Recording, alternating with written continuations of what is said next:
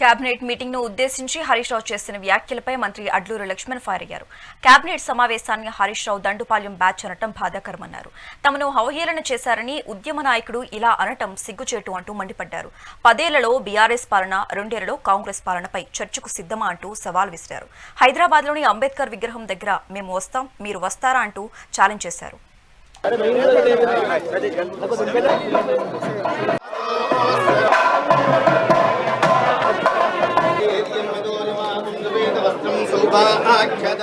అంతర్గతంగా జరిగినటువంటి cabinet meeting లో వారు మాట్లాడినటువంటి మాటకు ఒక శాసనసభ్యుడిగా, ప్రభుత్వంలో ఒక మంత్రిగా, గౌరవ ముఖ్యమంత్రి గారి నేతృత్వంలో పడ్డ రాహుల్ గాంధీ గారి ఆలోచన పరంగా మరి SC welfare, minority welfare, disable welfare, tribal welfare minister గా అవమానపరుచుకుంటూ మాట్లాడిన మాటలకు ఏదైతే కేబినెట్ లో మాట్లాడినటువంటి అంశాన్ని, ఏదైతే కేబినెట్ లో మీ వ్యక్తిగతమైన ఎజెండాలు కానీ, వ్యక్తిగతమైనటువంటి ఆలోచన పరంగా కానీ ఎక్కడ కూడా ఎలాంటి అంశం రానప్పటికీ వచ్చినట్టు ఏదైతే తెలంగాణ ప్రజలు ఇచ్చినటువంటి ఆశీర్వాదంతో వారు గొప్పగా ఆశ భాష మాట్లాడే ఒక మాటతోని ఒక అబద్ధాన్ని నిజం చెప్పే ఒక ఆలోచన పరంగా మొత్తం మంత్రివర్గాన్ని దండుపాల్యంగా కూల్చి మాట్లాడడం బాధాకరం అనిపించింది.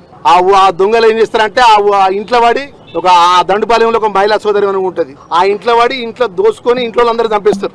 అది దండుపాలెం, దాని పేరు, ఆ సినిమా పేరు.